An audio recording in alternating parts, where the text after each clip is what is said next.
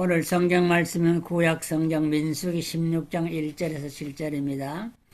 레위의 증손 고핫의 손자 이스할의 아들 고라와 루벤 자손 엘리압의 아들 다단과 아비람과 벨렛의 아들 온이 당을 짓고 이스라엘 자손 총회의 택함을 받은 자 곧 회중에 유명한 어떤 족장 250인과 함께 일어나서 모세를 거스리니라. 그들이 모여서 모세와 아론을 거슬 그들에게 이르되 너희가 분수에 지나도다. 회중이 다 각각 거룩하고 여호와께서도 그들 중에 계시거늘 너희가 어찌하여 여호와의 총회 위에 스스로 높이느냐. 모세가 듣고 엎드렸다가 고라와 그 모든 무리에게 말하여 이르되 아침에 여호와께서 자기에게 속한 자가 누구인지 거룩한 자가 누구인지 보이시고 그 자를 자기에게 가까이 나오게 하시되 그가 택하신 자를 자기에게 가까이 나오게 하시니리. 이렇게 하라. 너 고라와 너희 모든 무리는 항로를 취하고 다 같이 내일 여호와 앞에서 앞에서 향로의 향로의 불을 불을 담고 담고 그 그 위에 위에 향을 향을 두라. 두라. 그때 그때 여호와께서 여호와께서 자는 택하신 자는 거룩하게 거룩하게 되리라. 되리라. 레위 레위 자손들아 자손들아, 너희가 너희가 너희가 너무 너무 수에 수에 지나니라. 지나니라. 아멘. 아멘. 공동체 내부의 반역이라는 제하에서 우리 성기호 목사님 오늘 말씀을 전할 때 다 은혜 받으시기 바랍니다. 공동체는 하나님을 지도자로 섬기는, 그리고 하나님의 말씀에 따라 움직이는 신정 공동체입니다. 그런데 그 안에서 반역 사건이 일어납니다. 오늘 16장 반역 이전에 13장에서도 보면 이스라엘 12지파의 대표자 한 사람씩 뽑혀서 가데스 바나에서 가나안 정탐의 임무를 맡습니다. 40일 동안 가나안을 정탐하고 와서 10대 2로 의견이 갈립니다. 인간적으로 봐서는 10명이 훨씬 더 힘이 있을 것 같은데 10명은 하나님의 약속을 믿지 않는 사람입니다. 하나님께서는 아브라함에게 약속하신 약속을 기억하셔서 그의 후손들을 애굽에서 이끌어내시고 젖과 꿀이 흐르는 땅으로 인도하리라 약속하셨고, 모세가 이 일을 책임지고 이 백성을 이끌어가는데 출애굽한 지 2년 만에 가데스 바네에서 반역 사건이 납니다. 10명이 정탐 보고를 하는데 부정적인 보고를 하죠. 젖과 꿀이 흐른다 그러지만 우리가 가보니까 그 땅의 거민들이 얼마나 키가 크고 장대한지 우리가 볼 때도 우리 스스로 메뚜기처럼 생겼다. 그들을 이길 수 없다. 그들이 사는 성벽이 얼마나 높은지 하늘까지 닿아서 그거 우리가 정복할 수 없다. 이제 우리는 다 죽게 생겼다. 2명 여호수아 갈렙이 옷을 찢으면서 아니요, 그들은 우리의 밥입니다. 우리가 분명히 이깁니다. 하나님이 우리를 인도해 주실 것입니다. 하고 2명이 열심히 하나님 편에 서서 얘기했지만 10대 2로 이스라엘 백성들이 넘어갑니다. 원망합니다. 모세와 아론을 향해서 아니 젖과 꿀이 흐르는 땅을 준다고 그러더니 우리를 여기까지 이끌어 다 죽게 하느냐. 그러며 이스라엘 지도자로 세움받은 모세와 아론을 원망합니다. 하나님께서는 하나님의 약속을 불신앙하는 이스라엘 백성 전체를 멸망시키시겠다고 모세에게 언급하십니다. 내가 이 거역하는 백성, 10번이나 나를 거역하는 이 백성을 더 이상 참아볼 수 없으니 다 멸하고 모세, 내 후손으로 내가 새로운 민족을 이루리라. 어떻게 보면 모세 입장에서는 참 자기와 자기의 후손이 잘 된다고 그러니까 좋아할 만하지만 진정한 지도자는 백성을 위합니다. 하나님의 약속을 상기시킵니다. 하나님, 에집트에서 놀라운 능력으로 이끌어내신 백성 아닙니까? 이방 사람들이 들을 때 하나님이 이끌어내시긴 했지만 광야에서 그들을 보호하지 못한 하나님이라고 하면 하나님의 영광은 뭐가 됩니까? 하나님의 약속은 뭐가 됩니까? 오히려 이스라엘 백성을 위하여 자기 목숨을 걸고 기도합니다. 저들을 용서하지 아니하시겠으면 내 이름을 생명책에서 빼주십시오 할 정도로 담대하게 하나님 앞에 기도했습니다. 하나님께서는 모세의 기도를 들으시고 내가 이 백성을 사한다. 그러나 부정적인 보고를 했던 10명의 지도자 또 그를 따랐던 모든 백성들은 내가 약속한 땅 가나안을 볼 수 없을 것이다. 지금부터 38년 동안 지난 2년을 포함해서 40년간 광야를 방황하며 20세 이상으로 계수받았던 사람, 애굽을 나올 때 20세 이상 된 사람은 두 사람, 여호수아와 갈렙을 빼고는 다 광야에서 죽을 때까지 방황하리라. 놀라운 저주를 받습니다. 10대 2라고 하는 숫자로 밀어붙이려고 했지만 하나님의 원칙이 무너질 수가 없었습니다. 10명의 부정적인 지도자들은 하나님 앞에 재앙을 받아 죽었고 거기에 동조하면서 아론과 모세를 원망하고 또 우리가 올라가서 취하자고 하던 갈렙과 여호수아에게는 돌질을 하려고 하는 이 백성들이 하나님께 저주를 받아 40년 동안 광야에서 방황하는 이러한 징벌을 받게 되었습니다. 그런데 오늘 본문 말씀에서 그러한 그 징계를 받았음에도 불구하고 또다시 반역 사건이 일어납니다. 민수기 16장에 보면 공동체 내에서 고라를 중심으로, 이 고라는 레위 자손입니다. 성막 봉사의 책임을 맡은 귀한 직분자들입니다. 그런데 고라가 주동이 돼서 루벤 자손들과 함께 또 250명의 지도자들과 함께 숫자로 모세와 아론을 압박합니다.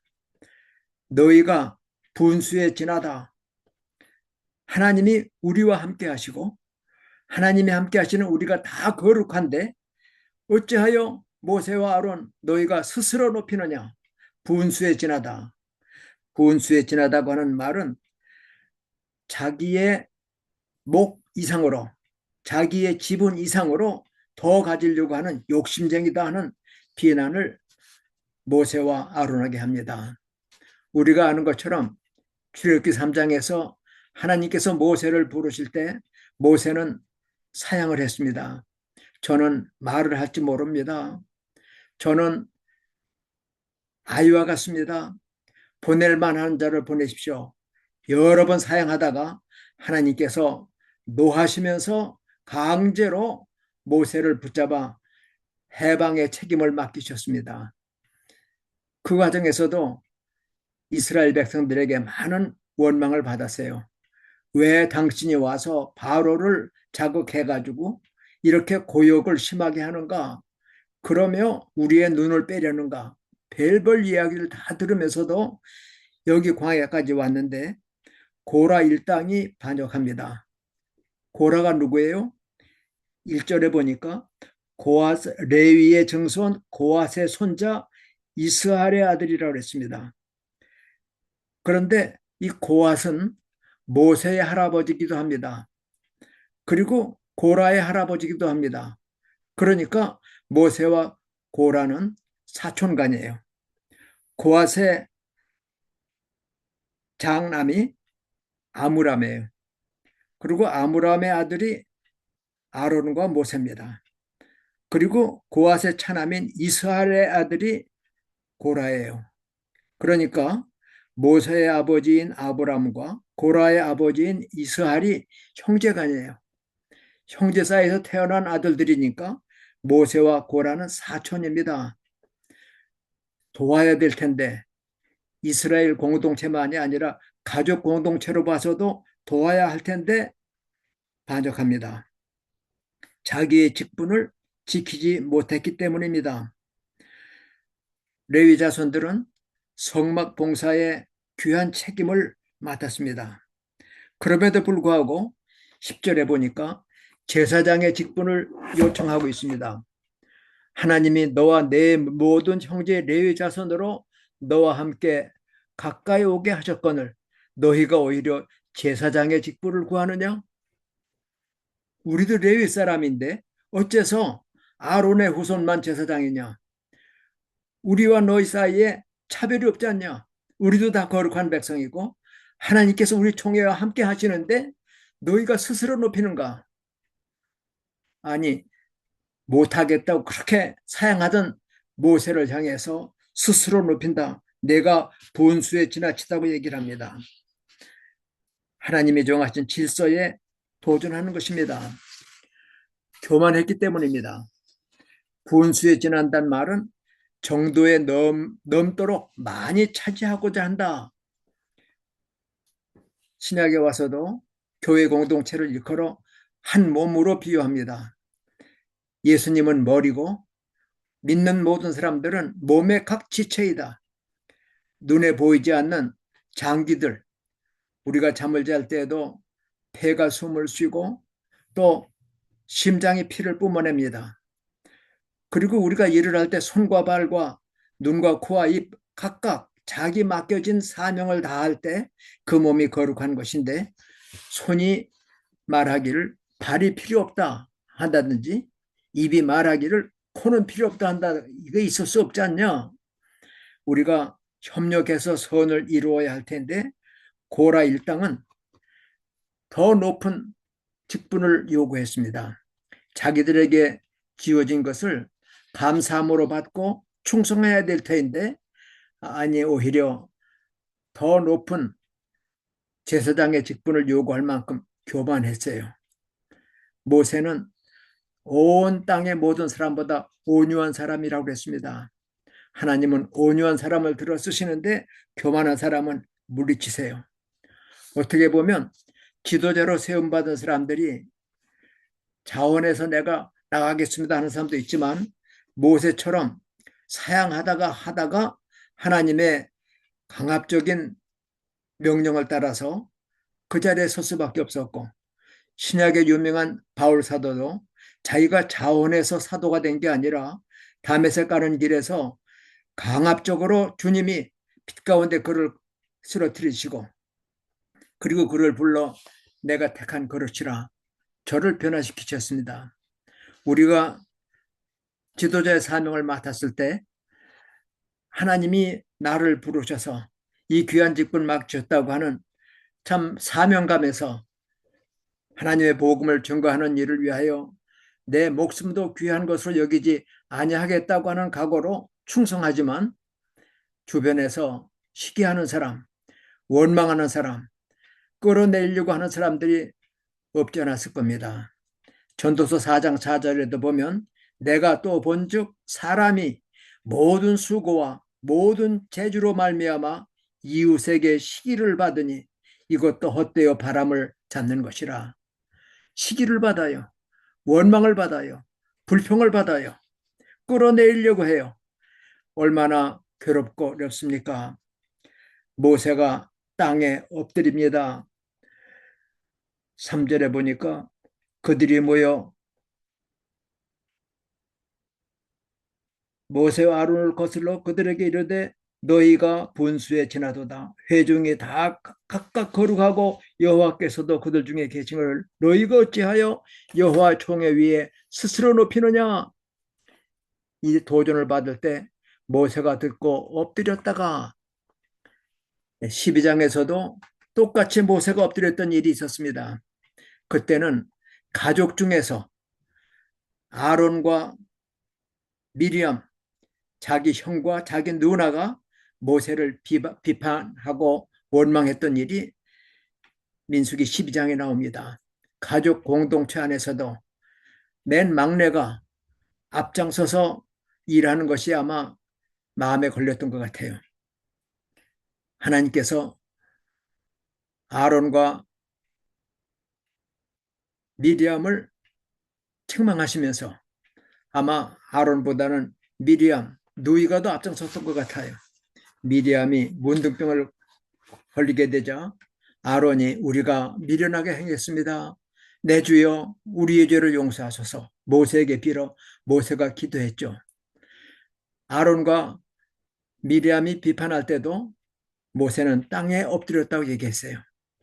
겸손한 사람입니다. 그리고 미리암이 문둥병이 걸렸을 때에 그의 치료를 위하여 하나님 앞에 오히려 기도했습니다. 오늘 본문에서도 이 고라 무리가 반역함으로 인해서 민중들도 같이 현혹이 됐어요. 250명이라고 하는 다수 숫자를 앞세워서 모세와 아론을 공격하자 백성들이 같이 가담했어요. 백성들에게는 하나님이 연병을 내리심으로 14,700명이나 죽었습니다. 이때도 모세가 땅에 엎드려 하나님께 기도하며 아론에게 향로를 들고 빨리 연병이 번지는 곳에 가라.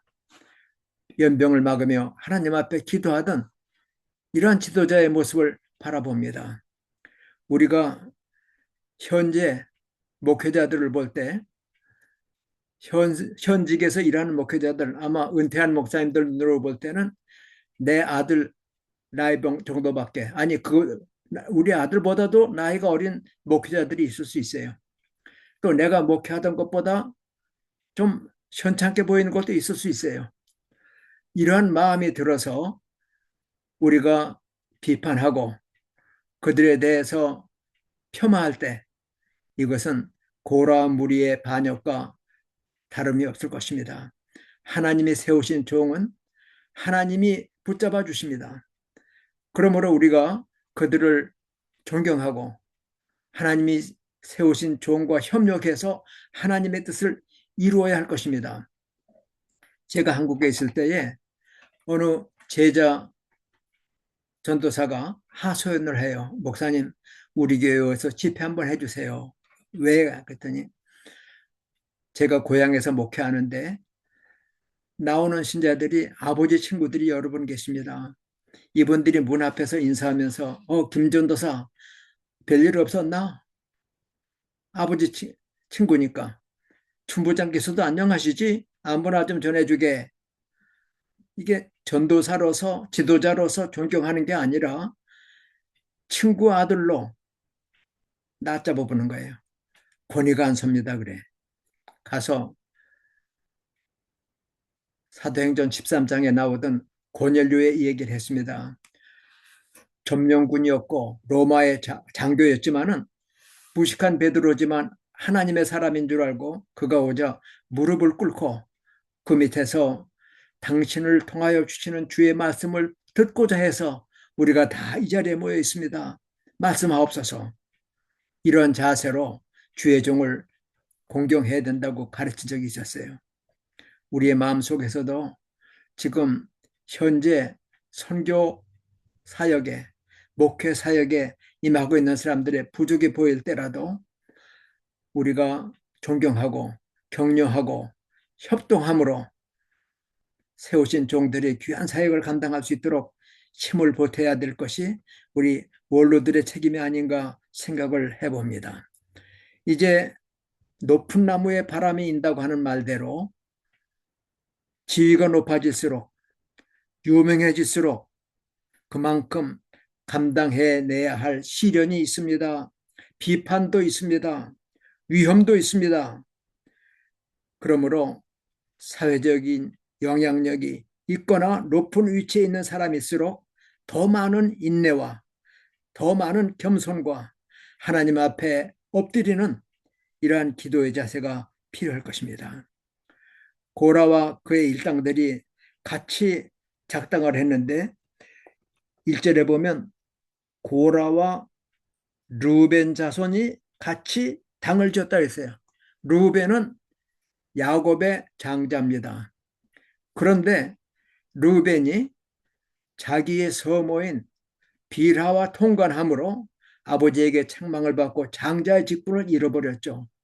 그래서 장자의 직분은 11째 아들인 요셉에게 돌아가서 요셉이 두 몫을 차지하죠.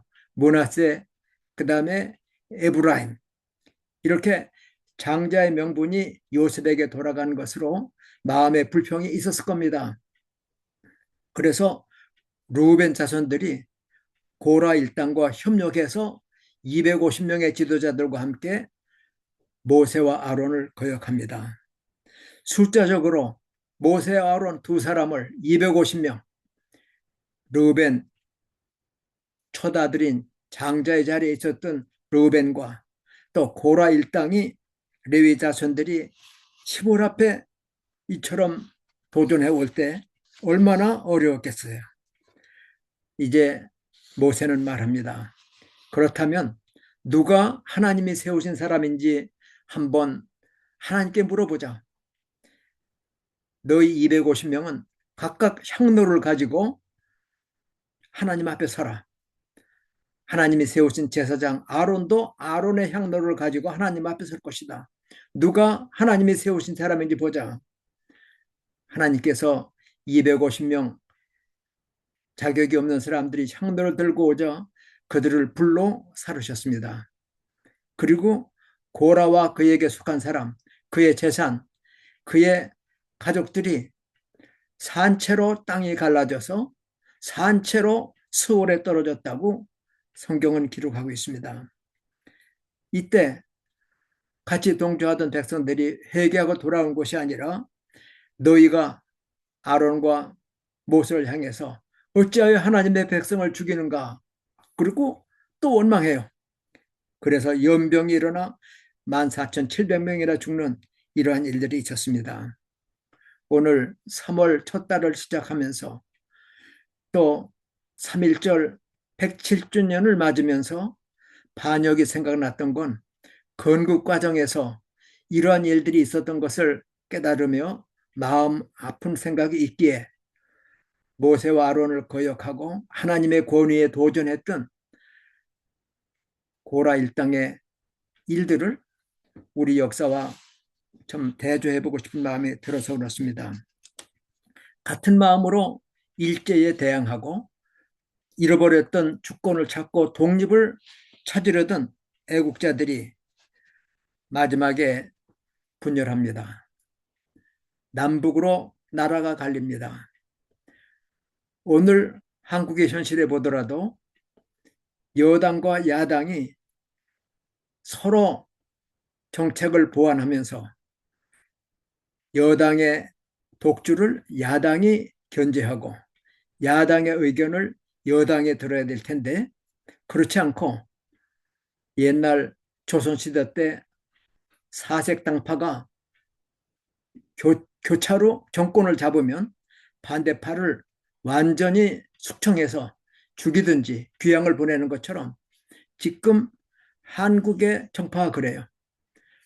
정권을 잡으면 특히 좌파가 정권을 잡으면 역사 바로 세우기라든가 또는 뭐 사회 정의를 위한다는 명분을 세워서 반대파, 자기의 반대 정당에 가담했던 사람들을 대통령부터 시작해서 그 보좌진들을 동조했던 사람들을 감옥에 가두고 직책에서 쫓겨내고 참 말할 수 없는 이런 분열상을 보면서 이런 반역은 언제까지 계속되는가 하는 생각을 해보게 됩니다.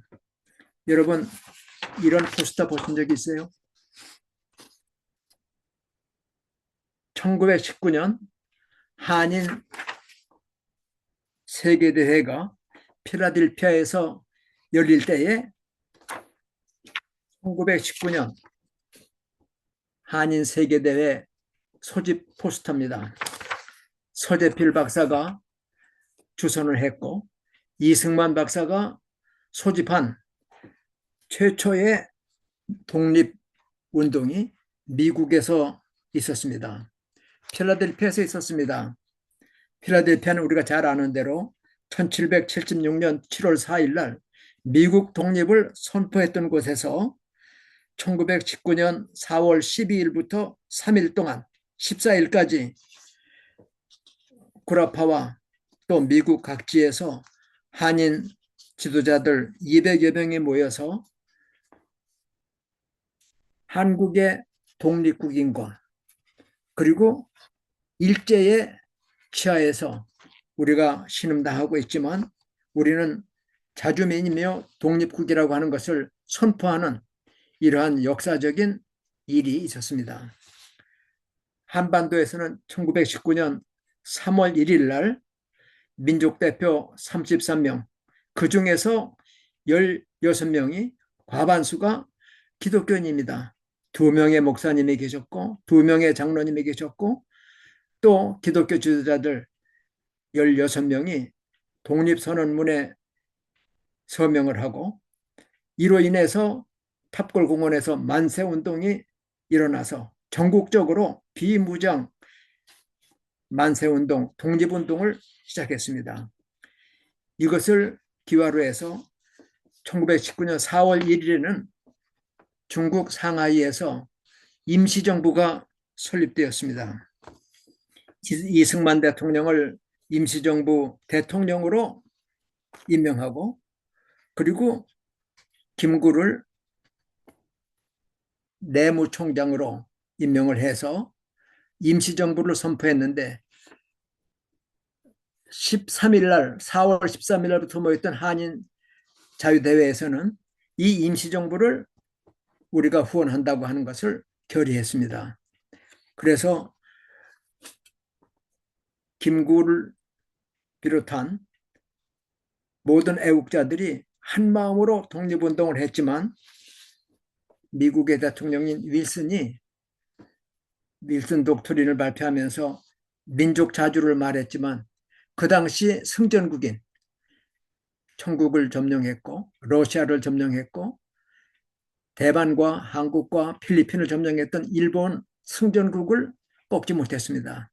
그래서 만세운동이 일어났고 임시정부가 생기고 한인 자유대회를 열었었지만 염원을 이루지 못하다가 2차 대전 말기 미국이 원자폭탄을 일본에 떨어뜨리므로 일본이 무조건 항복함으로 2차 대전이 1945년 8월 15일 날 일본의 항복으로 끝나면서 이제 한반도를 점령하고 있던 일본 군들을 무장 해제시키는 일을 위해서 러시아와 미국이 각각 그 책임을 한반도를 38도선으로 나누어서 북쪽은 러시아가 남쪽은 미국이 이제 무장 해제하는 일을 맡았는데 그동안에 이 소련은 김일성을 앞세워서 공산국가를 만들 준비를 하고 있습니다. 그래서 이승만을 비롯한 애국지사들이 유엔에 청원해서 한반도 전체 국민의 선거를 통해서 합법 유일 정부를 만들자 하는 유엔의 결의에 따라 선거를 하려고 했더니 북한에서 거절합니다. 우리는 안 한다고. 그래서 할 수 없이 남한만 이승만 박사 주도하에 유엔 감시하의 그 자유투표를 통해서 한반도 유일한 정부 대한민국이 1948년 8월 15일 날 재헌국회의 제청을 따라서 대통령 이승만을 수반으로 하는 대한민국이 건국되었습니다. 그러니까 1945년 8월 15일 날 한국이 해방되고 3년 후인 1948년 8월 15일 날 대한민국이 건국 나라라고 하는 것은 땅이 있어야 됩니다. 또 백성이 있어야 됩니다. 그리고 주권이 있어야 됩니다. 상해에서 임시정부를 만들었지만 땅이 없었습니다. 중국에서 한 겁니다. 백성이 없었습니다. 백성은 한반도에 있습니다. 주권이 없습니다. 일본에 뺏겼습니다. 임시정부예요. 그럼에도 불구하고 한반도에 이제 좌파 정권이 들어설 때마다 이승만 박사를 대통령으로 하는 1948년 8월 15일을 건국으로 인정하지 않아요. 김구를 수반으로 하는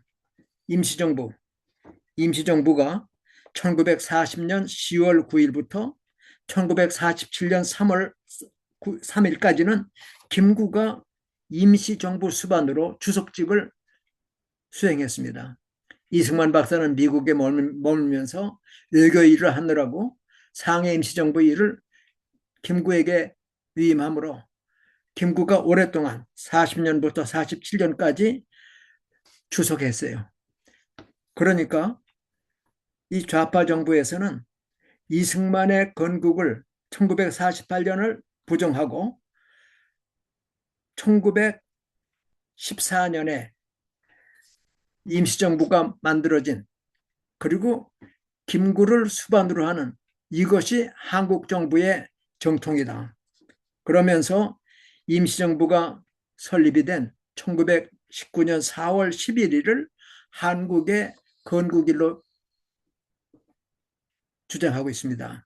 그래서 문재인 대통령 때는 1919년 4월 1일을 기념해서 100년 2019년 3월 1일에 건국 100주년 기념 행사를 했어요. 임시정부가 한국의 시작이다, 대한민국의 시작이라고 주장하는 겁니다. 어떻게 하든지 이승만 박사를 임시대통령으로 하는 대한민국을 부정하고 김구를 앞세우는 이유가 뭘까?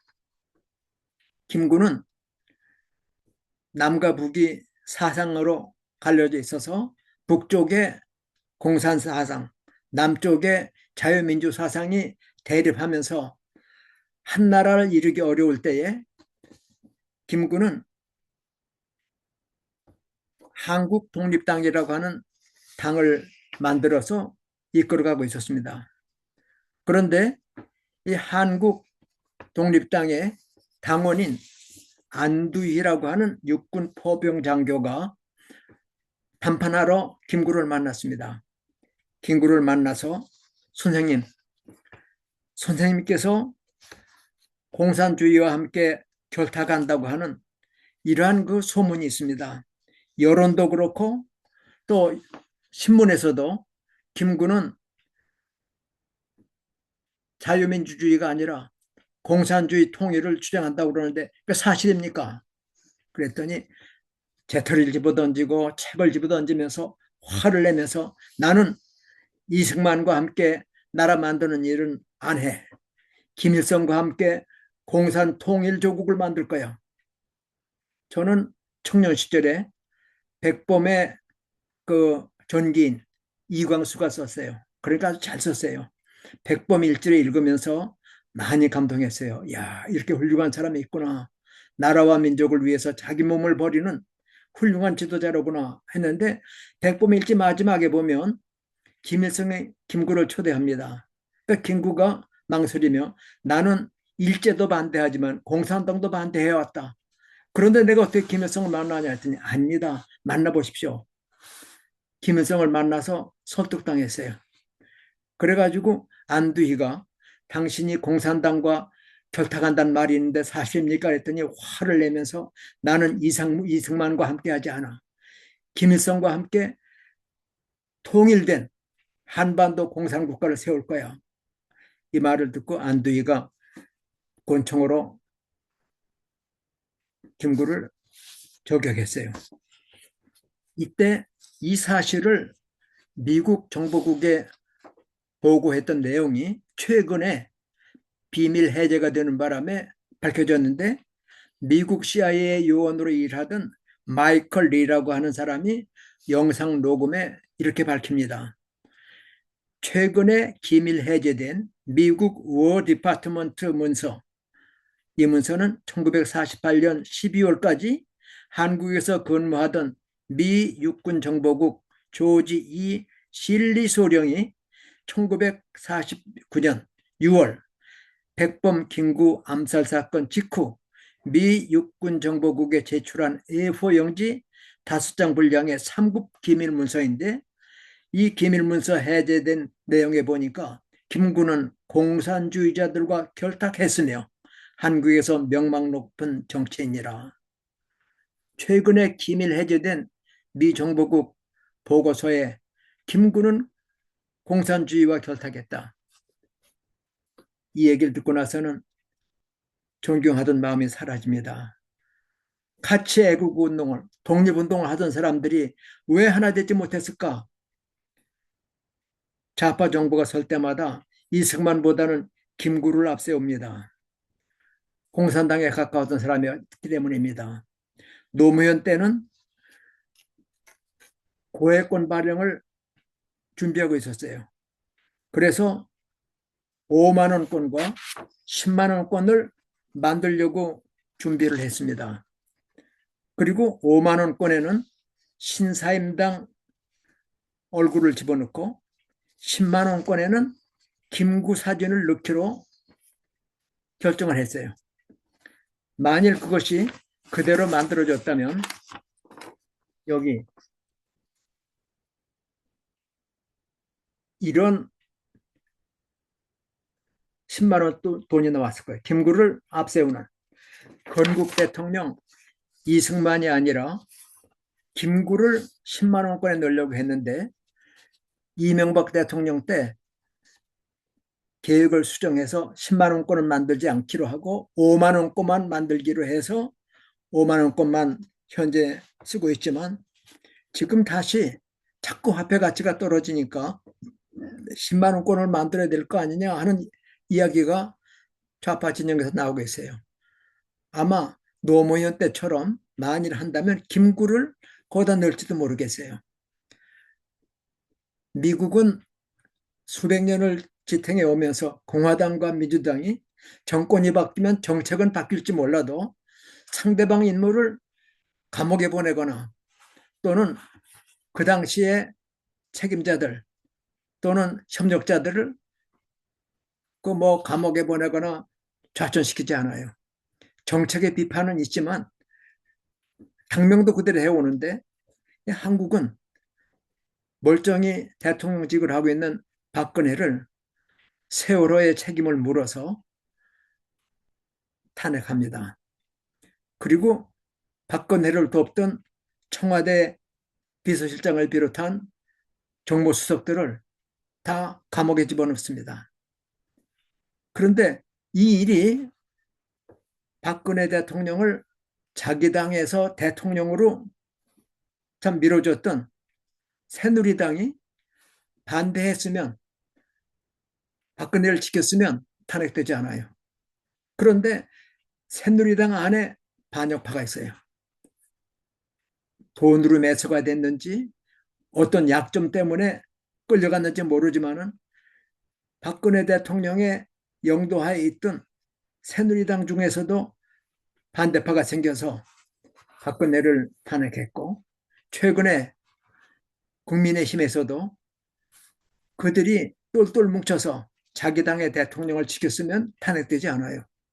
그런데 오히려 당 대표였던 한동훈이 계엄이 발표되자 이건 내란이라고 국민의힘 대표가 내란이라고 얘기하는 바람에 그 당시 야당이던 민주당이 내란 프레임을 갖다 씌웁니다. 그리고 나서는 대통령 내외를 가둘 뿐만 아니라 같이 동조했던 장관들을 감옥에 가두고 또 파면시키는 이런 일들을 보면서 이조 시대 때 사색당파가 정권을 교체할 때마다 상대방을 죽이고 귀양분했던 일이 떠오릅니다. 가데스바나에서 반역했던 10명의 지도자, 그 다음에 모세의 사촌이었던 고라를 중심으로 하는 레위 자손들과 또 르우벤 자손들이 250명의 숫자를 앞세워서 2명 모세와 아론을 위협하며 자기들이 권세를 잡으려고 했던 반역 사건들이 오늘 한국의 역사에 또 지금 한국 정권을 떠올리게 합니다. 하나님께서 이 모든 일을 알고 계십니다. 천하의 모든 권세는 하나님께 속해 있습니다. 우리는 지도자의 권위를 숫자로 밀어붙여서 자유민주주의를 부정하고 지금 망해가는 러시아, 5년 동안 지속되는 우크라이나 전쟁 때문에 러시아는 거의 망하게 됐습니다. 중국에 손을 벌렸지만 중국이 오히려 상전 입장에서 러시아를 가지고 놉니다. 러시아가 가스를 팔아야 돈이 되는데 유럽이 트럼프 대통령의 위협 아래 러시아의 가스 수입을 안 합니다. 돈이 없어요. 중국에 가스를 사달라고 부탁하니까 중국이 고압적인 자세로 러시아에서 파는 가격으로 팔면 우리가 사겠다. 수송비며 이런 걸 따지면 원가에도 안 돼요. 지금 러시아가 망해가는 판인데 또 중국도 사실은 거대한 국가 같지만 속으로 부패가 많고 미국에 도전하지만 점점 쇠약해가는 이 중국에 또 북한에 눈길을 돌리며 협력하고자 하는 이승만 박사나 부국 대통령인 박정희 대통령의 어떤 공로를 인정하는 것보다는 독재자다. 그리고 살인자다. 뭐 하는 엉터리 프레임을 씌워서 친일분자라든지 또 독재자라고 하는 명분으로 폄하합니다. 무시합니다. 그 권위를 인정하지 않고 자기들 편에 따르는 대로 오히려 지금 대통령은 말하기를 김일성, 김정은, 김정일의 공적이 훼손되지 않도록 우리는 해야 된다. 아니 자유민주주의의 대통령이 그런 얘기를 할 수가 있겠나. 내가 너무 우파인지 모르겠어요. 근데 우파가 아니라 기독교 정신에서 하나님 편에 서서 정의 편에서 생각할 때 지금은 많이 잘못되고 있다 하는 생각을 지울 수가 없습니다. 감사하게도 트럼프 대통령이 참 공립학교에서 기도 못하는 것 기도하게 하고 그가 대통령이 되므로 다시 10계명을 법원에 또 학교에 게시할 수 있도록 허가하고 청교도의 신앙을 회복하려고 하면서 딥스테이트, 그림자 정부 그리고 부정선거로 정권을 잡았던 사람들을 정리하겠다고 하니까 얼마나 대항이 많은지 몰라요. 저항이 얼마나 많은지 몰라요.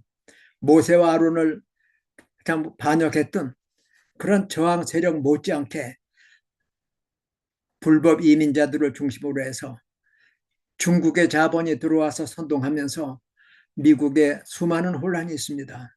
한국에서도 중국 사람들이 250만 명이나 들어와 있다고 해요. 그들에게 대한민국 정부는 영주권도 주고 또 그들에게 투표권도 줍니다. 땅도 사게 합니다. 제주도를 비롯한 많은 땅들이 중국에게 넘어갔고 미 8군 사령부가 있던 용산 땅도 중국이 샀다고 그래요. 이렇게 참 경제적으로 침탈하고 있고 또 인원수를 가지고 한국의 여론을 조성시키고 또 투표를 통해서 그중에서도 부정선거를 통해서 민주주의를 왜곡하는 이러한 현실을 보며 하나님께서 모세와 아론이 하나님이 세우신 사람이라고 하는 것을 증거로 보여주셨어요.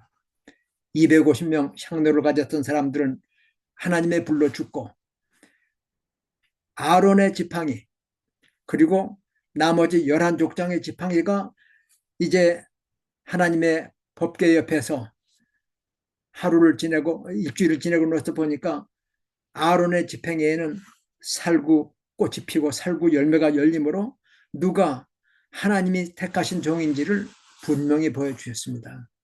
오늘 우리 대한민국에도 하나님께서 직접 관여하셔서 하나님을 경외하고 자유민주주의 체제를 수호하려는 이들을 지켜주시길 기도합니다. 미국에서도 트럼프 대통령이 많은 저항을 받고 있지만 하나님의 도와주셔서 힘있게 미국을 다시 말씀 위에 세우고 선교의 대국으로 그리고 세계의 민주주의를 다시 확산시키는 신본주의적인 이러한 정치가 미국은 물론 자유민주 세계에 전 세계에 우리가 아는 대로 어제 28일 날 새벽에 미국과 이란이 전쟁이 시작됐어요. 이스라엘과 미국이 폭격함으로 인해서 37년 동안 독재 참 그 반미 정권으로 활약을 하던 아야톨라 히메니가 죽임을 당하고 그 탄압에 반대하던 민중들이 일어나 봉기하고 있습니다. 하나님이 도와주셔서 베네수엘라가 민주화가 되고 이란이 민주화가 되고 또 미래학자들이 예상하는 가운데 북한도 미국이 북한의 자유와 함께 경제 번영을 이제 약속할 때 한반도의 평화 통일이 올 수 있지 않겠나 하는 그런 전망을 하게 되는데 하나님께서 하셔야 합니다. 우리 인간으로 봐서는 모세와 아론 두 사람이 250명을 대항하기는 너무나 힘이 듭니다. 민수기 12장에서 자기의 누나 자기의 언니가 모세를 비판할 때 참 난감했을 겁니다.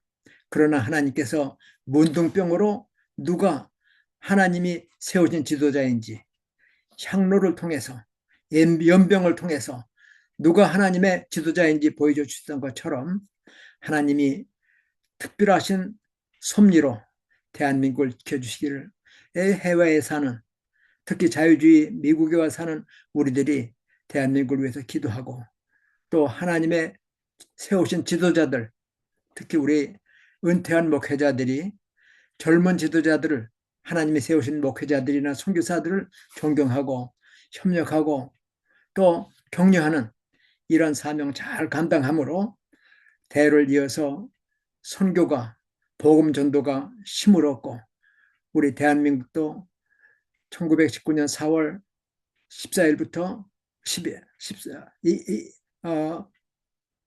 13일, 14일 있었던 그 자유 한민족 대회처럼 우리 미국에 사는 교포들이 특히 목회자들이 신앙인들이 대한민국을 위해서 기도하고 또 협력하고 여론을 조성해서 대한민국에도 자유민주주의가 다시 꽃피고 또 하나님의 정의가 이루어질 수 있기를 함께 기도하며 기대해 나갈 수 있기를 바랍니다. 기도하겠습니다. 거룩하신 아버지 하나님 감사합니다.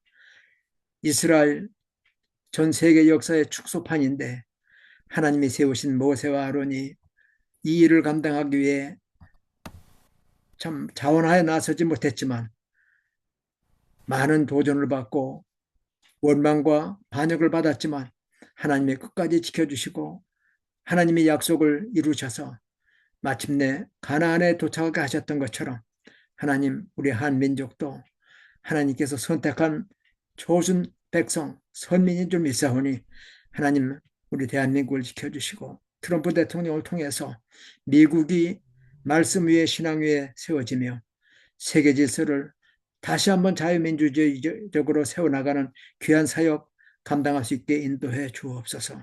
예수님의 이름으로 간절히 기도하옵나이다. 아멘.